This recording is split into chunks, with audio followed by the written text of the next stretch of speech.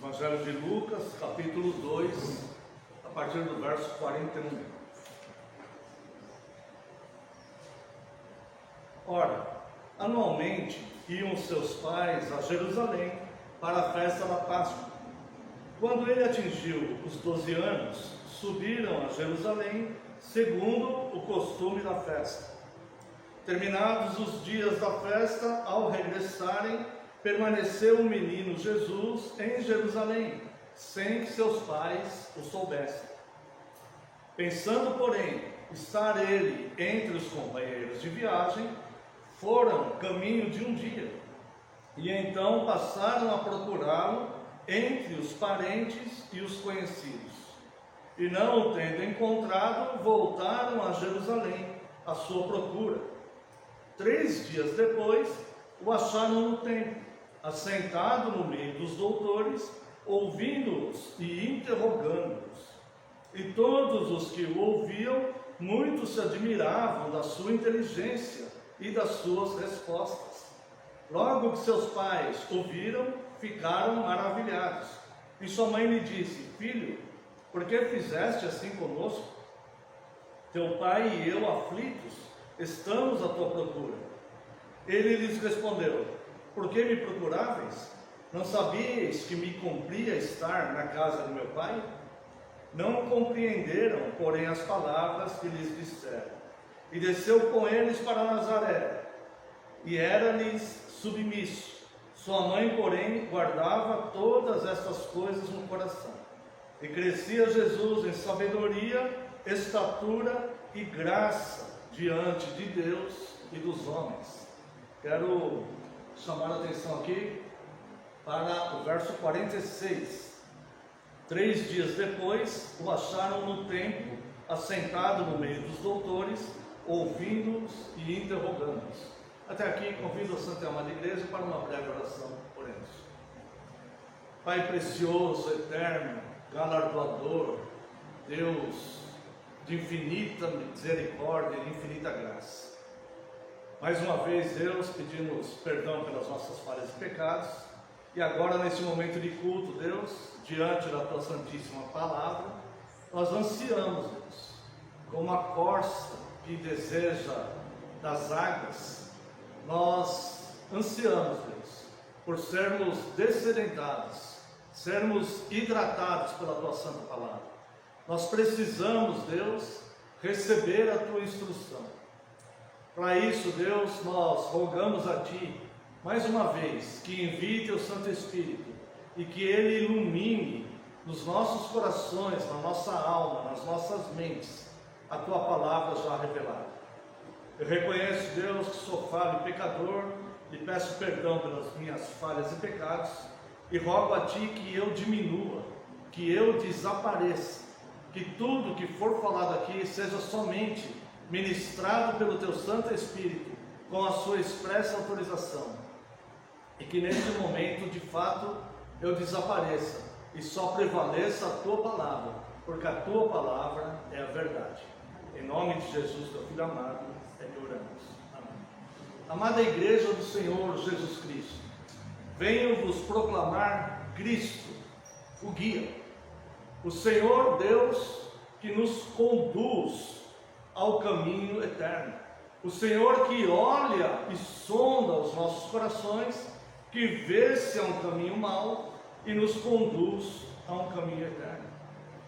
Se alguém dentre os homens ou alguém dentro da Igreja de Cristo for fiel e praticante à frase aonde eu vou, eu levo Jesus comigo, essa pessoa deve arrepender-se e mudar de pensamento com urgência, porque é Jesus que nos guia e não nós que guiamos a Cristo.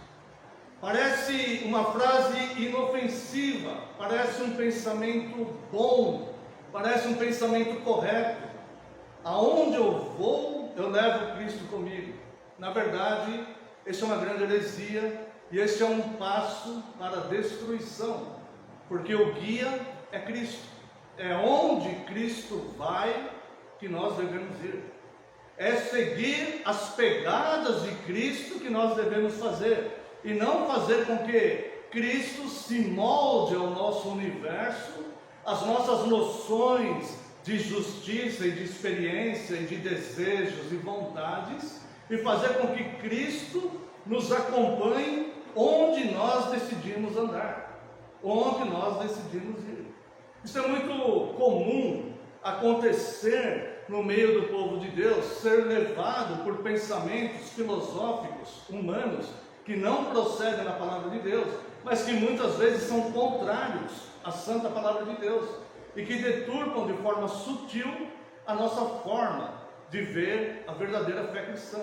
Portanto, o guia é Cristo e não nós. Não somos nós que levamos Cristo para onde nós vamos. Era assim que Maria e José pensavam que estavam fazendo quando eles foram para Jerusalém para cumprir o costume dos judeus de celebrarem a Páscoa. Eles acharam que estavam levando Cristo para onde eles queriam, mas não há ninguém neste mundo que possa impedir o caminhar de Cristo, a ação de Cristo. E Cristo vai, e aquele que o serve deve segui-lo. Aquele que aspira a ser discípulo de Cristo deve seguir seu mestre por onde ele for. Portanto, há uma sutileza nesta frase, neste pensamento, que parece ser algo bom e que as pessoas muitas vezes até se orgulham disso e dizem: não, mas aonde eu vou eu levo Cristo comigo. Essa pessoa deve arrepender-se urgentemente deste mal e começar a seguir Cristo de fato. Hoje em dia as pessoas falam assim: eu vou procurar uma igreja para servir a Cristo. E como que elas fazem isso? Elas procuram uma igreja onde tem bons músicos e que tocam músicas que elas gostam de ouvir. Ora, ela não está buscando uma igreja para servir a Cristo, ela está buscando uma igreja para servir-se a si própria, porque ela gosta de ouvir aqueles bons músicos. Não há nada de errado nos bons músicos, mas há algo de errado na maneira com que essa pessoa está achando que está servindo a Cristo. Alguns dizem assim: eu vou congregar naquela igreja porque ela vai me proporcionar uma forma de fazer o seminário. Ora, ela não está indo lá para servir a Cristo, ela está indo lá para servir-se a si mesma, porque ela aspira a fazer o seminário. Fazer o seminário é bom, não é ruim. Outros dizem assim: olha, eu vou para aquela igreja porque lá tem muitos jovens e meus filhos vão se enturmar ali, então eu vou seguir daquela forma, eu vou servir a Cristo lá, porque eu tenho um filho criancinha, na mais tenra idade, e eu quero que ele cresça com amiguinhos cristãos. Ora, essa pessoa não está procurando uma igreja para servir a Cristo, mas ela está procurando uma igreja para servir-se às suas próprias intenções e desejos e pensamentos. Mas então, como nós servimos a Cristo? Procurando uma igreja onde você de fato será útil, onde de fato você fará diferença, onde de fato você vai fazer alguma coisa, e não onde alguém vai fazer alguma coisa para o seu filho, para a sua filha, onde os seus desejos acadêmicos serão cumpridos e tudo mais. Nós servimos a Cristo seguindo a Ele e nos colocando na posição que Isaías se colocou: eis-me aqui, Senhor, envia-me a mim. É ali que eu quero servir a Cristo. Então nós vemos que Maria, ela achava que, e José, eles achavam que Cristo estaria com eles o tempo todo. Nós vemos aqui no começo deste texto que havia uma obediência por parte deles. Ora, anualmente iam seus pais a Jerusalém para a festa da Páscoa. Foi assim que Deus instituiu. E os judeus, eles faziam isso, eles cumpriam isso.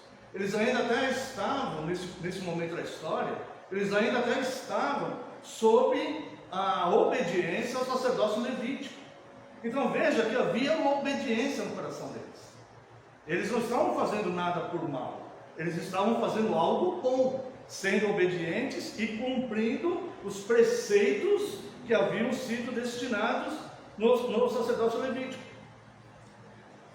Quando ele atingiu 12 anos, subiram a Jerusalém segundo o costume da festa.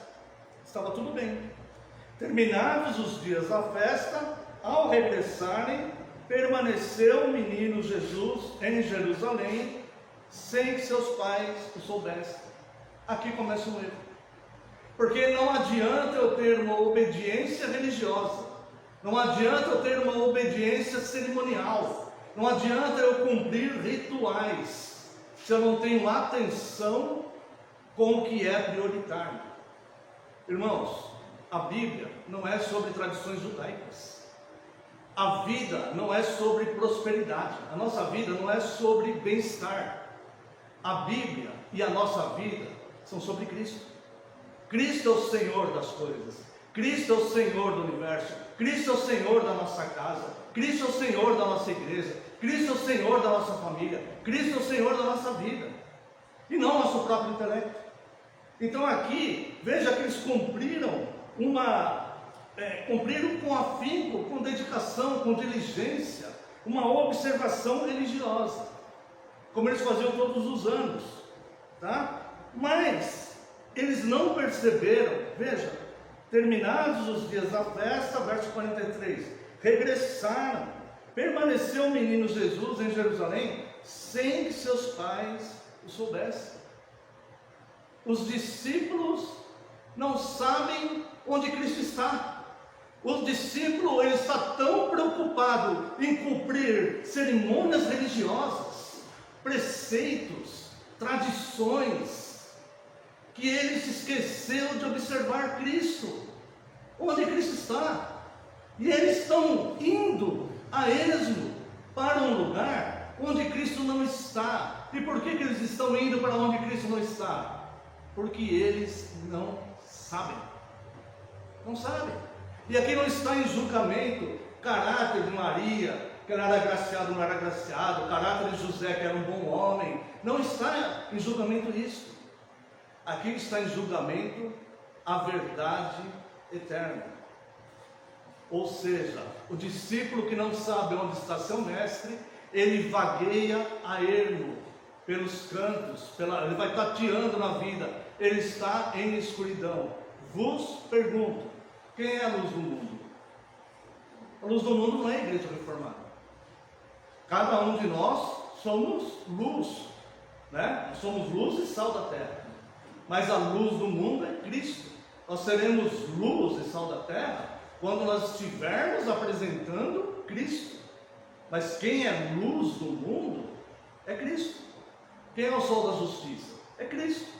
Não são as nossas tradições, não é o nosso pensamento, não é o nosso intelecto. Nós não podemos pegar a igreja e o cristianismo e moldá-lo dentro do que nós queremos e pretendemos fazer. Nós não podemos. Esse é o erro da igreja. Esse foi o erro que a Igreja Católica Romana cometeu no século IV. Começou a tornar-se imperial, até que vieram os reformadores. Foram 12 séculos de opressão, porque a igreja quis fazer o que queria, sem a iluminação de Cristo.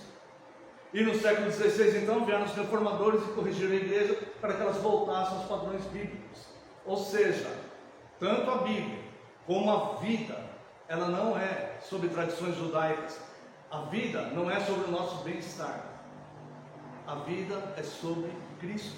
Nós vivemos para a glória de Cristo. Quer comamos, quer bebamos, seja tudo para a glória dele. É para ele todas as coisas. Veja que é muito interessante que nós vemos que Maria, aqui no verso 43, né? Não sabia. José não sabia. Veja o verso 44. Pensando, porém, estar ele entre os companheiros de viagem, foram caminho de um dia. Então passaram a procurá-lo entre os parentes e os conhecidos. Pensando, eles pensaram que Cristo estava lá. Mas aonde eu for, eu levo Cristo comigo. Eles estão pensando isso. Há uma multidão de pessoas no meio cristão hoje pensando isso. Não, mas aonde eu vou, eu levo Cristo comigo. Tem pessoas cristãs, igrejas, que estão indo numa festa imoral que nem está acontecendo esses dias, achando que estão levando Cristo com eles, para as irmãs serem assediadas por homens embriagados, e estão achando que estão levando Cristo com eles. Eles estão pensando, mas essa não é a realidade. Maria e José pensavam que Cristo estava com ele. Nós estamos levando Cristo. Nós levamos Cristo para Jerusalém. Nós estamos trazendo Cristo de volta. Vos pergunto mais uma vez: quem é o homem? Se Tomé diz para Cristo: nós não sabemos qual é o caminho. Como poderemos segui-lo? Nós não sabemos qual é o caminho. Qual foi a resposta de Cristo? João 14,5. Eu sou o caminho. Eu sou o caminho, a verdade e a vida. Ninguém vem ao Pai se não for por mim.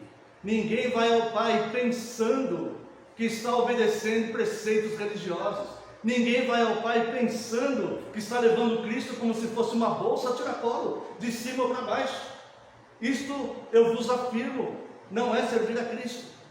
Isto eu vos afirmo, é uma grande ilusão que vai terminar à beira de um grande abismo intransponível e irreversível. Pois a palavra de Cristo, onde o próprio Cristo adverte várias vezes, que muitas pessoas vão dizer: Senhor, em teu nome profetizamos, em teu nome expulsamos demônio, em teu nome fizemos milagres, e ele vai dizer: não vos conheço.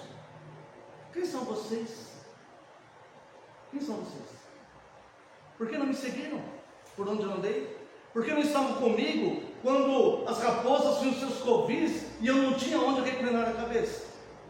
Por que vocês não estavam comigo ali? Por que vocês não estavam comigo quando eu estava angustiado, estava orando ao Pai, se fosse possível passar aquele cálice, e vocês não puderam vigiar nem por uma hora comigo? Onde vocês estavam? Achando que estavam me levando para onde quer que vocês fossem. Não há nada mais fútil, não há nada mais banal, não há nada mais enganador do que isso. Uma religião compacta, uma religião particular, um Cristo que é transformado no que o homem quer transformá-lo, como se ele fosse uma massinha de brinquedo de criança. Você pode transformar ele no que quiser e levar ele para onde você quiser. Não, nós estamos falando do Rei do Universo, aquele que sustenta com a sua palavra todo o universo. A ele há que se ter reverência, a ele há que se ter obediência, a ele há que se ter temor. Eis que vos vou falar mais uma vez: a quem temais a Cristo, porque ele virá vencendo e para vencer, e na sua coxa estará escrito: Rei dos Reis e Senhor dos Senhores. Não há rei que se livre pela força dos seus exércitos, quanto mais um cristão que acha que está levando Cristo para todo lugar. Note que Maria, então, pensando em José, né? Maria e José, seus pais físicos, verso 44.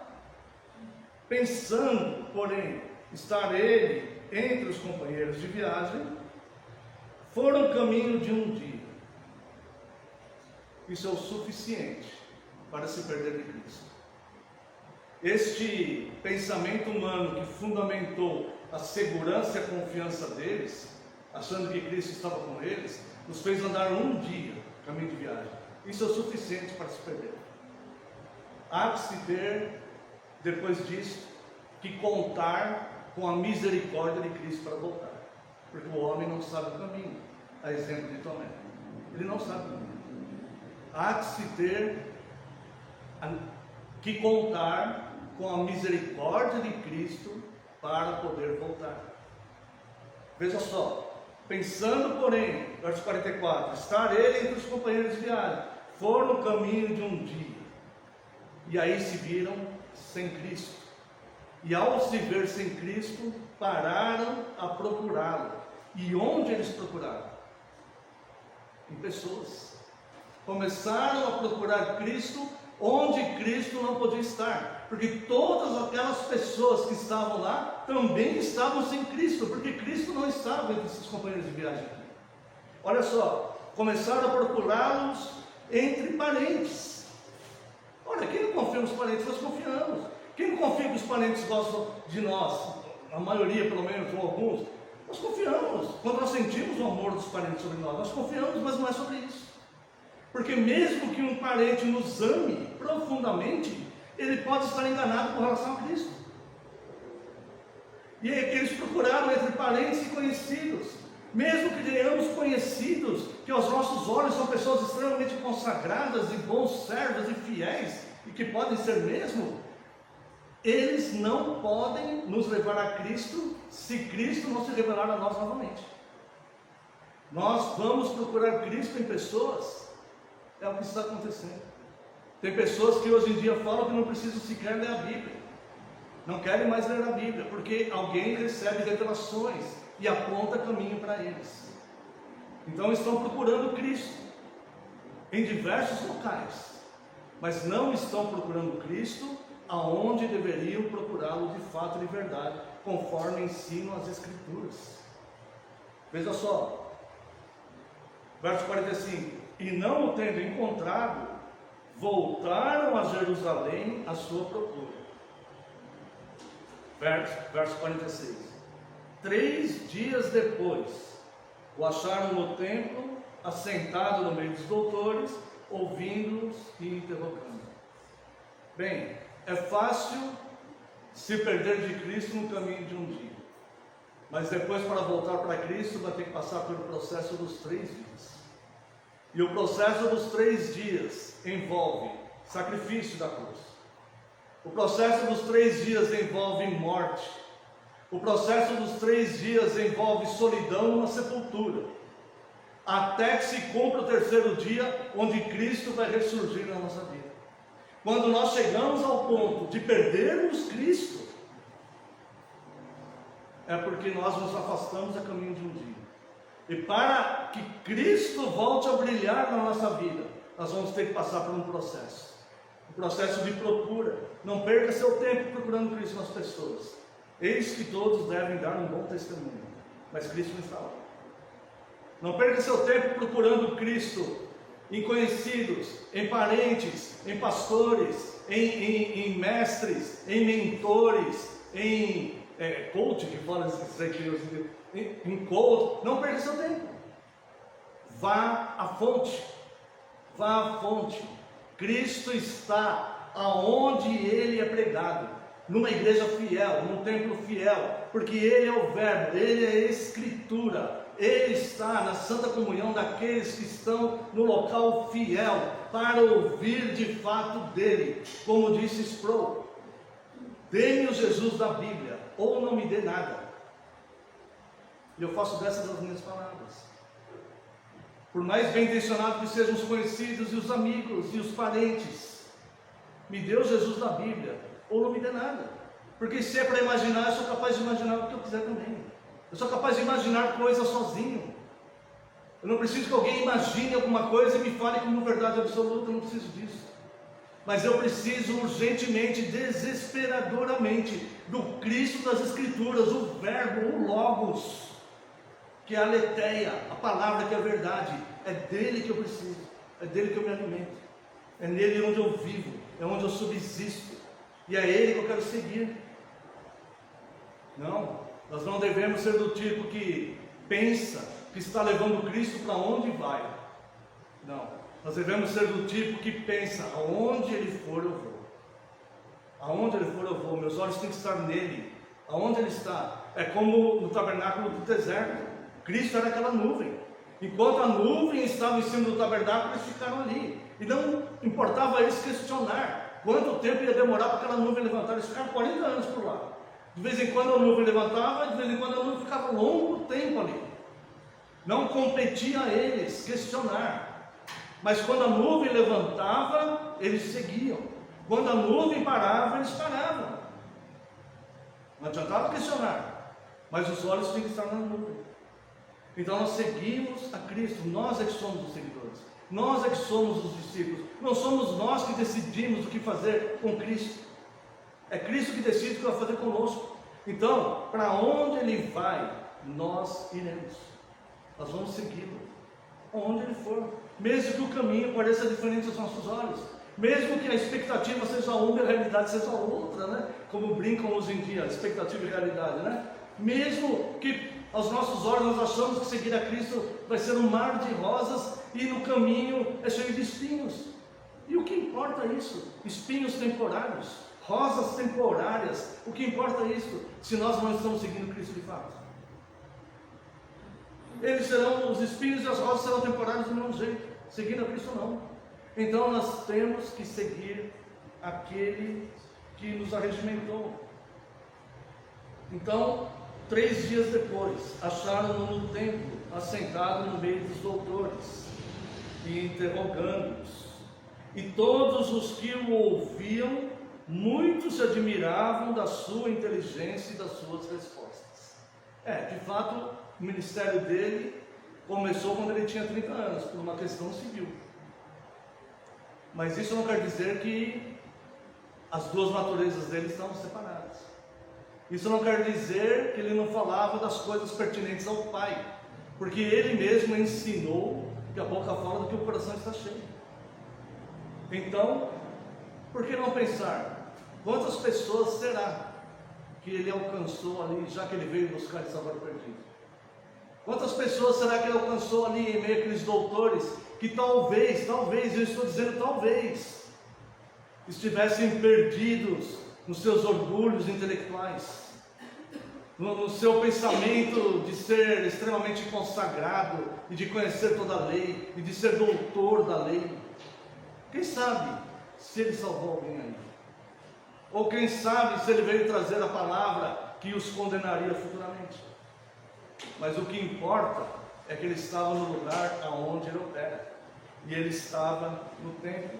Veja o que ele diz aqui, verso 48. Logo que seus pais o viram, ficaram maravilhados, e sua mãe lhe disse: filho, por que fizesse assim conosco? Não cabe nenhuma censura, Maria, aqui. Ela era uma mulher falando com seu filho, perfeitamente compreensível, certo? Não cabe nenhuma censura a ela.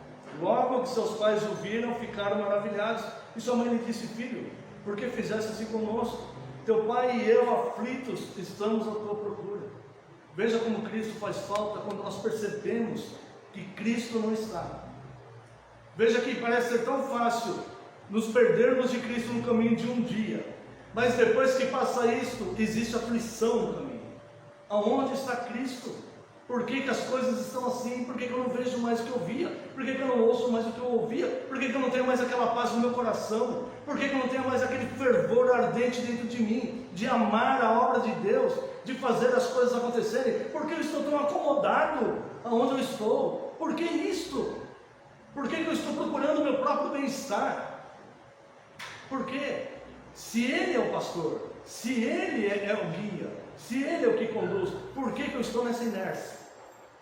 Por que eu estou preocupado com as coisas do mundo? Por que eu estou preocupado com o governo? Por que eu estou preocupado com a segurança pública? Por que eu estou preocupado com a minha conta do banco? Por que essas coisas não saem da minha cabeça dia e noite?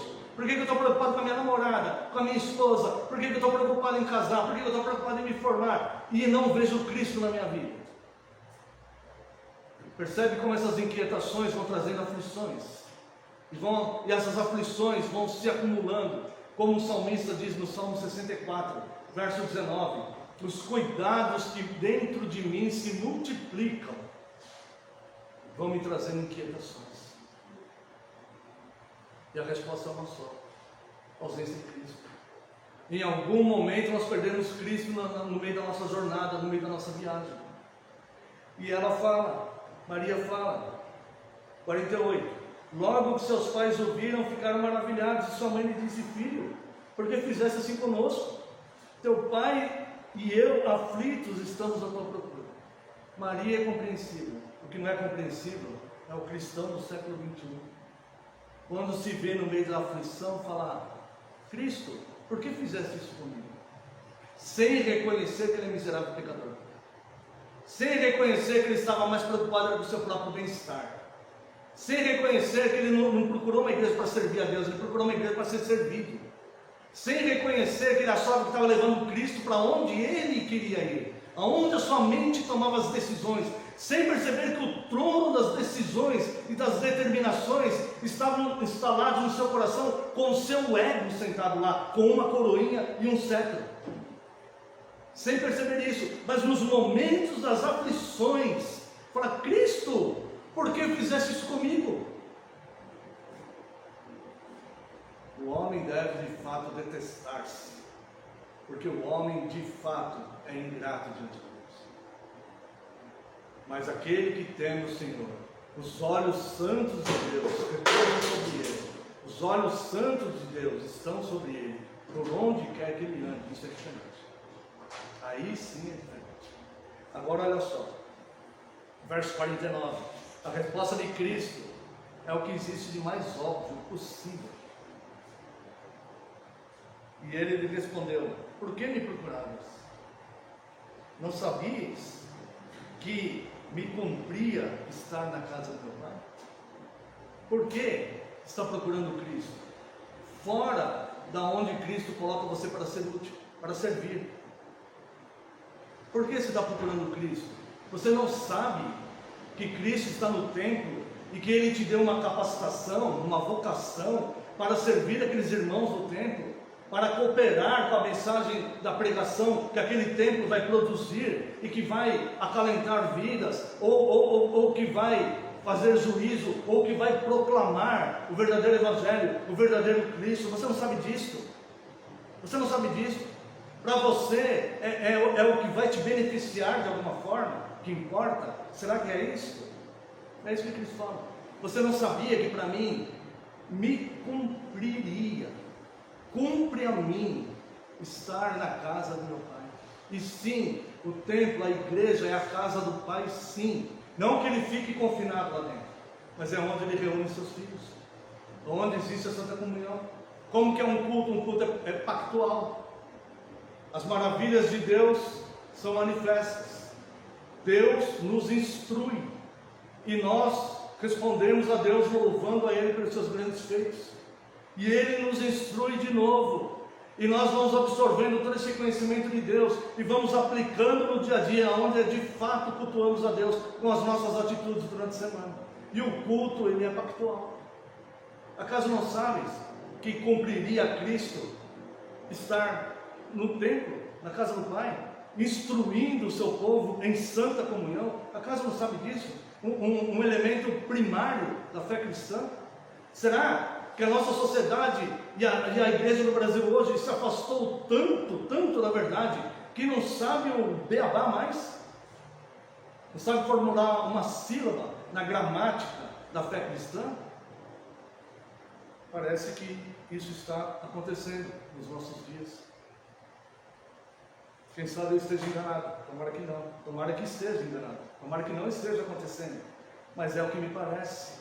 As pessoas estão cada vez mais voltadas a si mesmas, mas isso é um cumprimento de profecia, aliás de duas. Primeiro, apostasia, que isso é apostasia.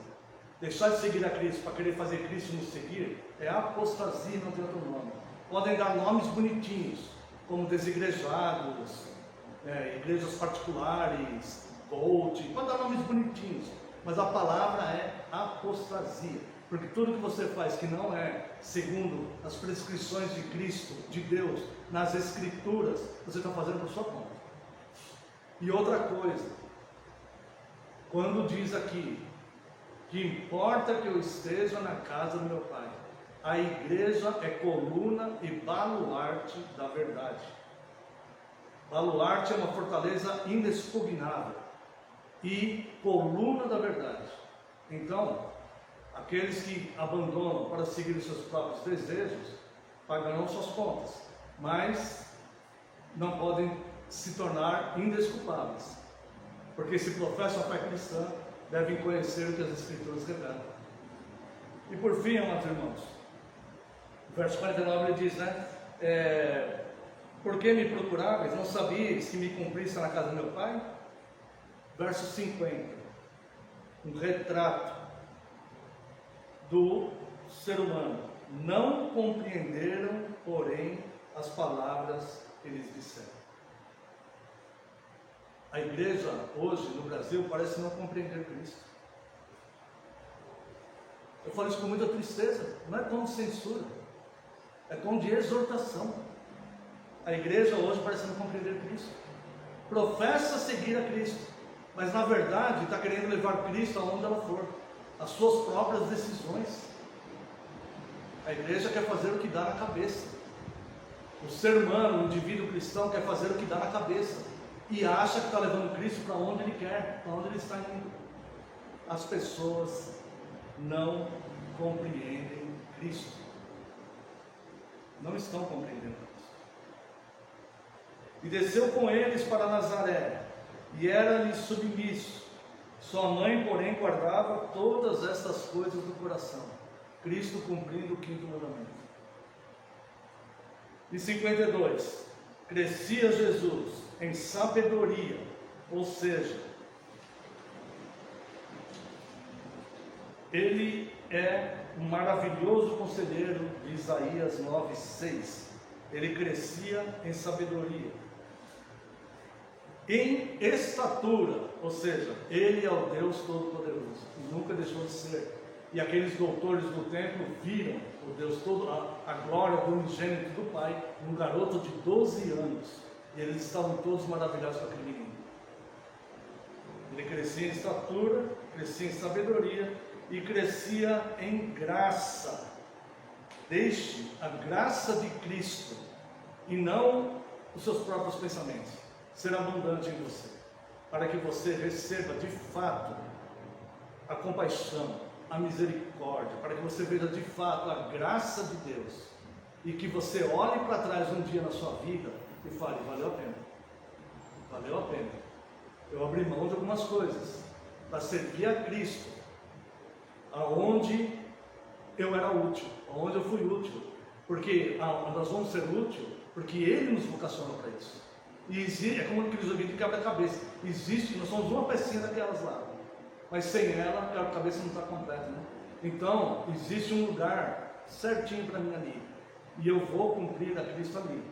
Pode não ter os músicos e as músicas que eu queria ouvir, mas eu vou seguir a Cristo, aonde Ele me colocar aqui ali, aonde eu vou sentir paz, para que um dia possamos passar, olhar para trás e falar: Senhor, valeu a pena, não foi por minha causa, mas o Senhor me conduziu.